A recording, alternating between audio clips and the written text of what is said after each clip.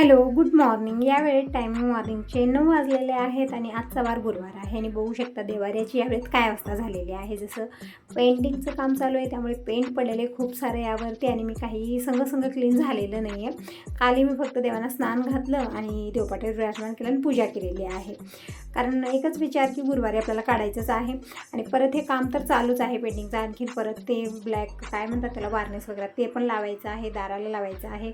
फक्त भीतीचं आहे ना ते पेंट झालेलं आहे. बाकीचं आणखीन बाकी आहे. त्या भयांच्या जरा चालूच आहेत किचन तिकडचं म्हणजे पूर्ण घरामध्ये चेरजारा चालू आहे. जोपर्यंत त्यांचं काम कंप्लीट होत नाही तोपर्यंत त्यांच्या जरा आणि ते पेंट वगैरे पडणं हे चालूच असणार आहे. त्यामुळे मी विचार केला की असू दे, एक 2-4 दिवस आणखीन असू दे, काढूया असा विचार करण्यामध्ये मी ठेवलेलं होतं. पण खूप सारं पेंट पडलेलं आहे. तर आज गुरुवार आहे आणि प्रत्येक गुरुवारी कशा पद्धतीने पूजा करते तुम्ही बघत असता. म्हणजे पूर्ण देवाच्या डीप क्लिनिंग होते, आसन चेंज करते. पण आज मी आणखीन काही करणार नाही. फक्त देवांना मी पितांबराला स्नान घालते आणि जशी दररोज देवपूजा मी करते तशाच पद्धतीनं करणार आहे. कारण आता हे पूर्ण काढेन. परत आणखी ते भयाच्या जरा चालू आहे. जसं मी तुम्हाला म्हटलं की पेंट पूर्ण घरला होईपर्यंत मी काहीच आवरणार नाही. कारण या वेळेमध्ये पूर्ण घर अस्तव्यस्त आहे. कुठलं काय आवरावं, कुठून सुरुवात करावी मला काही सुचत नाही आहे. असं यावेळेस झालेलं आहे. तर म्हटलं असू दे, म्हटलं जशी दररोजची देवपूजा आहे तशाच पद्धतीने मी आज करणार आहे. आणि आज ब्रेकफास्टमध्ये बनलेला होता पास्ता. तर ते पास्त्यावरती खूप सारे कमेंट आले की त्या अशा पद्धतीने पास्ता कोण करतं. परत मी रवा लाडू केलेले होते त्यावरती तुमचे कमेंट आले की हे रवा लाडूचं मिश्रण पातळ झालेलं आहे. तर मी तुम्हाला व्हिडिओ शेअर करेन. तो व्हिडिओ तुम्हाला पुढचा आलेला नाही आहे. फक्त मी बेटर बनवून ठेवलेलं होतं तिथपर्यंतच व्हिडिओ तुम्हाला आलेला आहे. त्यानंतर जो व्हिडिओ आहे ते येईल 2 दिवसामध्ये तुम्हाला की लाडू कशा पद्धतीने बनलेले होते. एकदम परफेक्ट लाडू बनलेले होते, मिश्रण पातळ झालेलं नव्हतं. तो व्हिडिओ तुम्हाला लवकरच येईल. आणि पास्त्यावरती तुमचे असे कमेंट होते की पास्ता अशा पद्धतीनं कोण करता. अगोदर पास्ता जे आहे ना ती शिजवून घ्यायचा, नंतर त्याला तडका द्यायचा, असं तसं. म्हणजे सगळ्यांची करण्याची पद्धत थोडीशी वेगळी असू शकते. आणि मी पहिल्यांदा पास्ता बनवलेला होता ना, त्या अगोदर मी कधी बनवलेलं होतं ना, खाल्लेलं होतं ना, त्याचा टेस्ट कसा आहे ते मी बघितलेलं होतं. आणि आज पण पास्ता बनला. आज माझा गुरुवारचा उपवास आहे. आज पण मी खाल्लेलं नाही. पण दीपक दिनेशला खूप आवडला तो पास्ता. एकदम साध्या सिंपल पद्धतीने मी बनवलेला होता. तर हो, सगळ्यांची बनवण्याची पद्धत थोडीशी वेगळी असू शकते. आणि पहिल्यांदा जर कोणी बनवत असेल तर त्यांना माहितीही नव्हतं की ते कशा पद्धतीनं बनलं जातं. तर असो, तर इकडे मी देव सगळे उचलून मी किचन काउंटरवर ठेवलेले आहेत. आणि अगोदर मी कळशी आणि हांडा मी भरून घेतले. हे कळशी ना मी नवीन काढलेले आहे. म्हणजे मी ना हे सगळे भांडे बांधून ठेवलेले होते, त्याच पत्यामध्ये ती कळशी ठेवलेली होती. मग नंतर विचार आला की छोटी कळशी आहे, छान आहे, आपण भरून घेऊया. म्हणजे कसं असतं ना की ती भांडे तुम्ही किचनमध्ये घेतला ना आपल्याला कमीच वाटतात. ज्यावेळेस आपण क्लीन करतो किंवा पसारा काढण्याची वेळ येते ना त्यावेळेस आपल्याला समजतं की आपण किती पसारा भरलेला आहे किचनमध्ये, की पाऊल ठेवायला जागा नाही. पण जेव्हा आपल्याला वाटतं की एक भांडे काढतच राहावे, ती किचन भरूनच राहावी सतत असं वाटत असतं. आणि माझं पण तसंच आहे. तर कळशी ठेवलेली होती मी परत काढलेली आहे. म्हणजे काही भांडी मी ठेवलेले होते परत काढलेले. तर असं तुम्हाला बोलत देवपूजा झालेली, देवांना स्नान घातलं, देवपाट्यावर विराजमान केलेलं आहे, हळदी कुंकू चंदन वाहिलं, फुलं वाहिलेले, दीप पूजित केलेलं आहे, धूप लावलेले आहे, तुळशीपूजन उमरापूजन पण झालेलं आहे. आता करून घेत आहे मी देवदर्शन. जे आतापर्यंत धावपळ झाली ना, खरं सांगते देवपूजा झाल्यानंतर इतकं मन प्रसन्न झालं की सगळा थकवा माझा पळून गेलेला आहे. खूप छान वाटत आहे. आणि इकडे बघू शकता किचन काउंटवरती सगळे देवाचे भांडे मी ठेवलेले आहेत. मला क्लीन करायचे ते भांडे. म्हणजे आरतीची ताट आहे, एकदम चिकट झालेली आहे ते. तर त्यामध्ये मी थोडंसं पाणी टाकून ठेवते एक थोडा वेळ, अर्धा तास. तोपर्यंत मी बाकीची कामं आवडते. म्हणजे स्वयंपाक अर्धा बनलेला आहे, अर्धा बनवायचा आहे. परत आता चाललेलं आहे गोंधळ घरामध्ये, ते तर तुम्ही बघितलेले आहे अगोदरच्या व्हिडिओमध्ये. हे आता यावेळेत काय गोंधळ आहे, घरभर पसारा, कुठं काय आणि मला भेटत पण नाही, असं गोंधळ झालेलं आहे यावेळेत. आणि मुगाची डाळ काल आम्ही उन्हाला टाकलेली होती, तर ती डाळ वाळलेली आहे आणि आभाळ पण येत आहे. म्हणजे वातावरणाचं काही नक्की नाही, कधी पाऊस येईल कधी ऊन पडेल काहीच नक्की नाही. काल व्यवस्थित ऊन होतं दिवसभर, पण इव्हनिंगच्या वेळेत मात्र आभाळ आला आणि असं वाटत होतं की पाऊस पडणार आहे काय. एकदम थंड अशी हवा होती. तर ते उचलून मी तसंच आणून इथं ठेवलेलं होतं या रूममध्ये. तर आता ती डाळ पण मी डब्यात भरून ठेवले, कारण काल व्यवस्थित ती वाळलेली. आज पण तितकं व्यवस्थित ऊन नाही आहे की आज एक दिवस मी उन्हाला टाकेन. आणि ते हरभरा तुरच्या डाळीची तर मग आता नाही ना पता नाही, आता यावेळेस तसं झालेलं आहे. तर असू दे, मुगाची डाळ मी डब्यात भरून ठेवलेली आहे. इकडच्या रूममध्ये मला झाडू पण मारायची आहे. म्हणजे दीपक दिनेश आज थोडंसं लेट उठले आणि माझी आंघोळ वगैरे झाली होती, सगळी पारशी कामं आवरलेली होती. तर म्हटलं असू दे, म्हटलं नंतर निवांत आपण झाडू मारूया. तसं तर आता कुठं झाडू मारले कुठं पारसं आहे काही त्याचा अंदाज नाही. कारण आता घरभर असा पसारा धुरोळा आणि ते कचरा इतका गोंधळ आहे ना यावेळेस, कुठून सुरुवात करू मला ते समजत नाही. आता 4-8 दिवस तरी मी डिस्टर्बच राहणार आहे की कुठून सुरुवात करू आणि कुठला पसारा कुठं लावू. कारण एकत्रच आणून टाकलं, जसं नवीन घरामध्ये आपण पसारा उचलून येतो आणि कशा पद्धतीने कुठं लावायचं समजत नाही, सुचत नाही आपल्याला, तसंच यावेळेस माझी अवस्था झालेली आहे. तरी पण आता किचन बेडरूमचं जे आहे ना पेंटिंगचं काम संपलेलं आहे, म्हणजे पेंटिंगचं काम संपलेलं आहे. फक्त खिडक्या हे थोडंफार जे छोटं मोठं म्हणतात ना तसं राहिलेलं आहे. जसं दार आहेत, खिडक्या आहे, तर स्टँड वगैरे कपड्याचं आणून ठेवलेलं आहे. त्यामध्ये कपडे मी लावले, जे नको आहेत कपडे ते वेगळे काढून ठेवलेले आहेत.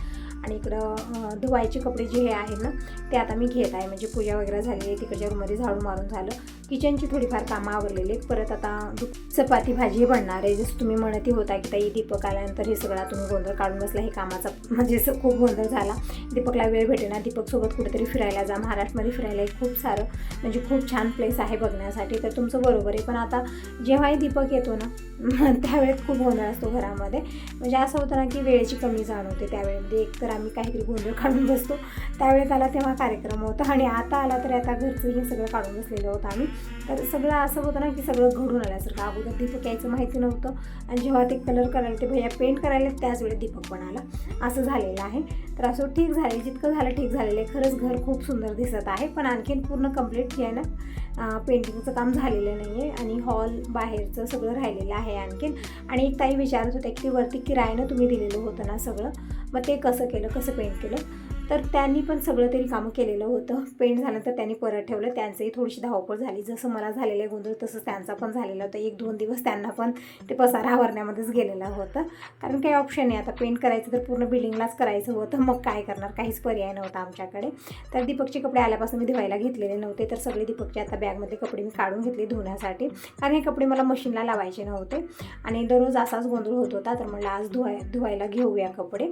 तर इकडे दीपकचे सगळे कलरफुल कपडे असतात, आणि मशीनमध्ये घातलं ना त्याचा कलर त्याला आणि त्याचा कलर त्याला लागतो, त्यामुळे कपडे मी हाताने धुणार आहे. तुम्ही विचारते होता की ते दगड कुठं घातले ते दाखव, तर हो आज मी तुम्हाला दाखवणार आहे की मी दगड कुठं घातलेलं आहे.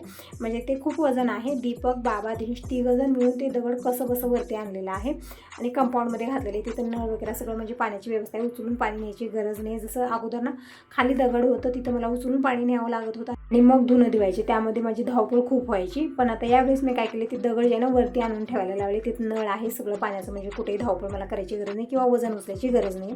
तिथल्या जे कपडे मला हाताने धुवायचे ते मी हाताने आता तिथं म्हणजे कुठलीही टायमिंग असो, दुपारची वेळ असली तर त्या दगडावरती तेव्हा ऊन यायचं. आता इथं ऊन सावली हा काही प्रॉब्लेम नाही आहे, कारण भीतीच्या कडेला आहे, त्यामुळे काही टेन्शन नाही आहे, म्हणून इथं आणून ठेवायला लावलेलं आहे. तर सगळे कपडे मी अगोदर निरम्यात घातलेले, जे कलरचे आहेत ते वेगळ्या बकेटात, आणि जे दररोजचे आहेत ते एका वेगळ्या बकेटात मी घातले. तर आज मशीनला आरामच आहे. आज मशीन म्हणजे दररोज मशीनला धुवून मशीन पण थोडंसं थकली गेलेली आहे. आज मशीनला मी रेस्टच दिलेलं आहे. मी आता इकडं कपडे सगळे बाहेर घेऊन आलेले, आणि बघू शकता इथं काय अवस्था झाली पोर्सची. पोर्स लावायला मी इतकं बघत होते ना, म्हणजे जसं म्हणतात ना घरची काय अंगण सांगतं, तर अंगण पोर्स मी अगोदर स्वच्छ करायची, तर काहीच मी पडू द्यायची नाही. पण या वेळेमध्ये पोर्स आणि अंगणच बिघडलेलं आहे पूर्णपणे. सगळे डबे जे हे पेंट करायचे आहेत, बकेट वगैरे आणलेले आहेत, तर जे छोटे मोठे सगळे डबे जे आहेत ना, सगळी रानमाळ पडली, जी रिकामी झालेली, जी भरलेली सगळी इथंच ठेवलेलं आहे. तर जे रिकामे आहेत ते मी पोत्यात भरत आहे, आणि जे भरलेले ते मी साईडला ठेवते, कारण आणखीन काम तर चालूच आहे. सगळे डबे लागणारच आहेत, आणखीन परत घेऊन यायचे आहेत. आणि इकडे बघू शकता बाहेरचं पेंटिंगचं काम चालू आहे, म्हणजे टावरवरती ते झुला वगैरे ठेवलेलं आहे, त्या झुल्यावरती बसून एक भैया पेंट करत आहेत. वरती ते म्हणजे त्या धाव्याला धरून 2-3 आहेत. ते पेंटचं काम त्यांचं निवांत चालू आहे, म्हणजे टावरला कुठला कलर द्यायचा काय नाही ते सगळं चॉईस झालेलं आहे. तर इकडे मी सगळं हा पसारा अगोदर उचलते आणि मगच कपडे धुते, कारण तिकडे जाण्यासाठी मला स्पेस नाही, इतकं इथं झालेलं आहे ना. अगोदर मी एका मोठ्या पोत्यामध्ये सगळं भरलेलं आहे, लागायच्या न लागायच्या सगळ्या वस्तू भरलेल्या आहेत. जसं लागतील तसं ते भैया घेते, त्यांना सांगितलेलं आहे मी सगळ्या वस्तू या पोत्यात भरले, तुम्हाला जे लागेल ते घ्या आणि परत त्या पोत्यामध्ये टाका. म्हणजे दावा वगैरे हे ते खूप सारं पडलेलं आहे, आणि इकडच्या बाजूलाही पडलेले आहे. जसं कुंडे वगैरे मी ठेवलेले होते, सगळे कुंडे उचलून खाली ठेवलेले आहेत, आणि सगळा रमणा इथं भरलेला आहे. तर सगळं मी या पोत्यामध्ये भरलेलं आहे, जे बारीक छोटं मोठं जे सामान इकडे घेतलेलं होतं. म्हणजे तिकडं पलीकडे जाण्यासाठी मला थोडासा स्पेस झालेला आहे, तर बघू शकता. तरी पण तिकडं बकेटं वगैरे खूप सारे ठेवलेले आहेत, जे पेंटचे आहेत, काही भरलेले आहेत, काही रिकामे आहेत. ते पण इकडं साईडला ठेवते, आणि मगच तिकडं कपडे धुवायला सुरुवात करणार आहे. तर इकडं मी कंपाऊंडमध्ये साईडला पूर्ण तिकडं कोपऱ्यामध्ये नळ आहे, तिथं आम्ही ते हे म्हणजे दगड घातलेलं आहे धुण्यासाठी. म्हणजे तिथं ऊन सावलीचाही काही प्रॉब्लेम नाही, म्हणजे दुपार झाली तर ऊन येईल, परत सावलीच्या वेळेतच धुवायचं आहे असं काही नाही आहे. जेव्हाही आपल्याला धुवायला म्हणजे वेळ भेटेल त्यावेळी धुता येतं व्यवस्थित. आणि गरजेचं पण आहे, म्हणजे प्रत्येक वस्तू असं नाही की आपण मशीनमध्येच धुतो, कारण एकदम व्हाईट कलरचे जे कपडे असतात आपण सगळ्या कपड्यासोबत घातलं ना त्याला कलर पण लागतो त्याचा. परत नवीन कपडे, नवीन साड्या, हे सगळं आपल्याला सगळं त्या मशीनमध्ये घालायला जमतच नाही असं झालेलं आहे. त्यामुळे मी दगड इथं घालायला लावले. आणि परत दीपकचे कपडे कलरफुल आहेत हे कपडे, त्यामुळे मी इथंच धुवत आहे. आणि इथं पेंटिंगचं काम अर्धं झालेलं बघू शकता कंपाऊंडमध्ये, कारण आज मागलच्या साईडला पाठभीतीला आणि परत वरती टावरवरती म्हणजे खूप सारे जण आहेत, ते पण म्हणजे 4-5 जण तर येत आहेत, 2 जण तिकडे 2 जण इकडं, म्हणजे लवकरच हे पेंटचं काम जे आहे ना लवकरच ते करतील असं वाटत आहे मला. तरी पण पूर्ण 6 ते 7 दिवस लागलेलं होतं पूर्ण घरचं पेंट करण्यासाठी. तर इकडं दगड तुम्ही बघू शकता, हे दगड छान आहे याच्यावरती, म्हणजे दगड तर आहे छान, त्यावरती परत इकडं गिट्टी, रेती आणि काय सिमेंट याचं जे आहे ना छान असं आम्ही लावून घेतले, ते कोबा केलेला आहे, म्हणजे कपडे छान निघतात त्यावरती. आणि इथं नळ पण लावलेलं आहे, म्हणजे 2 नळ आहेत, एक डायरेक्ट बोरवेलचं पाणी येतं पिण्यासाठी, कारण त्यावेळेस ना वेगळाच विचार होता. इथं जी कंपाऊंड तुम्हाला दिसत आहे ना असं नव्हतं, तेव्हाचं थोडंसं वेगळं झालेलं होतं, म्हणजे अगोदर, कारण वरची बिल्डिंग तेव्हा झालेली नव्हती, फक्त खालचंच होतं. आणि काय झालेलं होतं, खाली जे आहे ना जास्त असा जागा होता, नंतर आम्ही ते भरून घेतला, नळ जे आहे ना कमी झालेले, म्हणजे नळासाठी ते बकेट वगैरे बसत नाही, एक पाईप लावून ते नळ घ्यावं लागतं असं झालेलं आहे. तर दीपकचे पप्पा दोघंजणी ते कलर लावण्याची जी भैया आलेले त्यांना सांगत आहेत की इथं हे पेंट लावायचं, इथं अशा पद्धतीने लावायचं आहे, त्यांचं बघणं बोलणं चालू होतं. आणि मी लागलेले आहे माझ्या कामात, कारण माझ्या तर कामाचा खूप गोंधळ झालेला आहे यावेळेस. आणि अचानकच योगेश आलेले आहेत, म्हणजे अगोदर माहिती नव्हतं की योगेश येणार आहेत आम्हाला, अचानकच येऊन सरप्राईज दिलं. जसं दीपक आलेला होता तसंच योगेश पण आलेले आहेत, म्हणजे अगोदर मला काहीच माहिती नव्हतं किंवा फोन वगैरे केलेला होता त्याने. अचानकच आल्यानंतर थोडा वेळ बसली, पाणी वगैरे पिले, आणि दीपक झोपलेला होता, तर दीपकला उठवत आहे. दीपकला पण झोपी सुचत नाही की कोण आले, कोण बोलत आहे, काही कळत नव्हतं थोडा वेळ बोलत बसलेले आहे. नंतर फ्रेश झाले आणि पाणी वगैरे प्यायला दिलेलं आहे. बाबांची तब्येत यावेळेस खूप बिघडलेली आहे, झोपलेले बाबा इकडं, त्यांना दवाखान्यात पण घेऊन जायचं आहे. तर अगोदर मी इकडे स्वयंपाक करते. दीपकला म्हणलं की बाबांना अगोदर दवाखान्यात घेऊन जावा, तर ऊन खूप आहे ना, मला वाटतं ऊन लागूनच त्यांची पण तब्येत बिघडलेली आहे. तर थोड्या वेळानं म्हणजे त्या डॉक्टरांना फोन केलेला होता, तर डॉक्टर म्हणत होते की 5 वाजता या, तर आता 5 वाजता जातील. आता मी इकडे अगोदर स्वयंपाक करते, म्हणजे योगेश पण आलेले आहेत. आणि त्याचं तर मॉर्निंगला मी पास्ता बनवलेला होता आणि थोडाफार स्वयंपाक बनलेला होता. आणि तसं तर आमचा गुरुवारचा उपवास आहे, आणि बाबा पण जेवण आज केलेले नाहीत, मॉर्निंगला थोडंसं जेवण केलेले आहेत, नंतर नगं म्हणत होते, कारण त्यांची तब्येत यावेळेस खूप बिघडलेली आहे. तर इकडं आता मी चपातीसाठी पीठ मळून ठेवत आहे. आणि भाजी इकडं म्हणजे काय दोडका टमॅटो ही मिक्स भाजी बनवणार आहे, कारण योगेशला पण पतपाणी आहे, म्हणजे योगेशचा ॲक्सिडेंट झालेला होता. अगोदरच्या व्हिडिओमध्ये तुम्ही बघितलं, आम्ही गेलो होतो नंदबाईकडे, म्हणजे चिचोंडीला गेलो होतो योगेशला बोलण्यासाठी.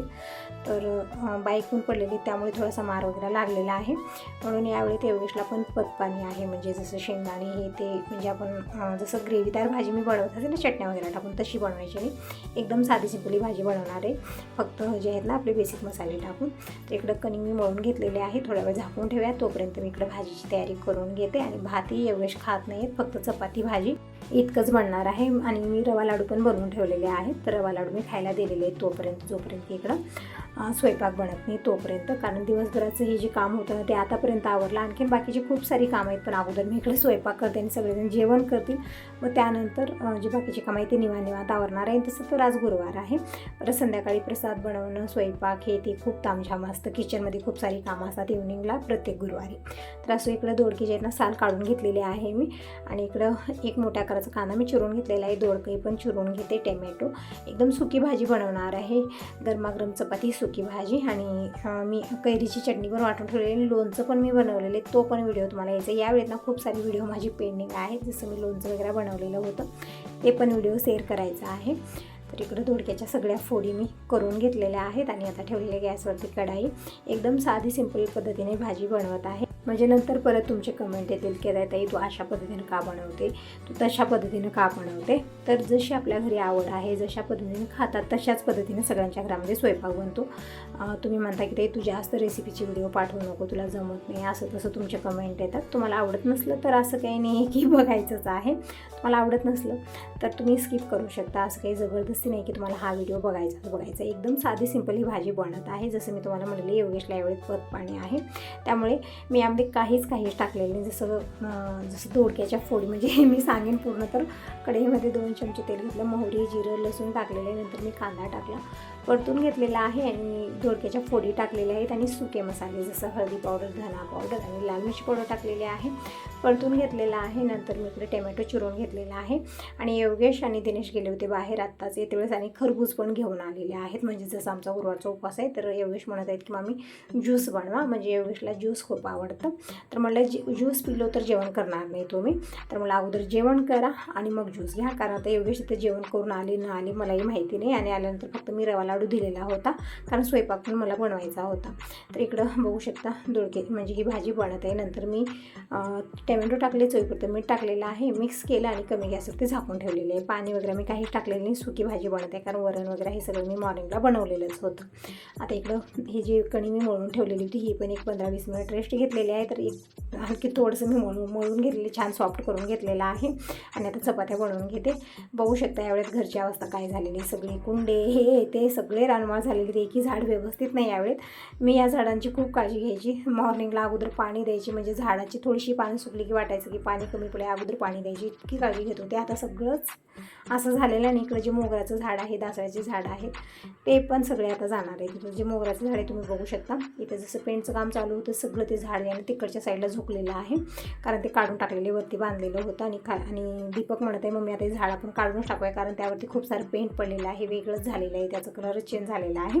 तर ठीक आहे म्हणलं, आणखीन ते म्हणजे जसं मी दररोज पाणी देते ना, आणखीन परत ते व्यवस्थित येईल, म्हणजे व्यवस्थित फुटेल, त्यामुळे त्याला तोडूनच आता म्हणजे सगळं काढूनच टाकायचं झाडं जोडं. तर बाहेर त्यांची चर्चा चालू आहे आणि मी इकडं चपात्या बनवते. गरमी खूप आहे, अशा गरमीमध्ये किचनमध्ये थांबायला नको असं वाटत आहे. तर असो, आता स्वयंपाक तर करायचं आहे, सगळ्यांचं जेवण आणखीन व्हायचं आहे.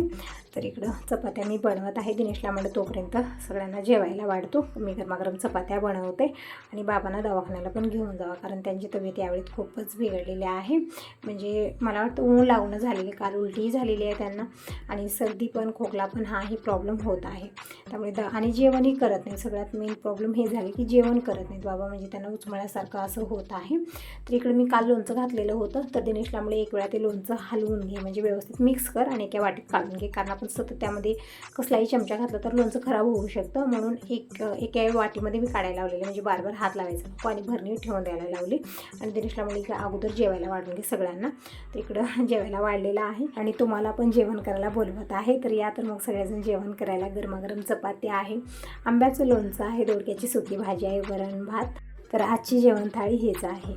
तर इकडं सगळ्यांना दिनेशच जेवायला वाढलेलं आहे, मी तोपर्यंत गरमागरम चपात्या बनवत आहे. आणि आता सगळेजण जेवण करायला बसले, तर आता गरमागरम चपाती जी हे लागलेलं आणून वाढत आहे.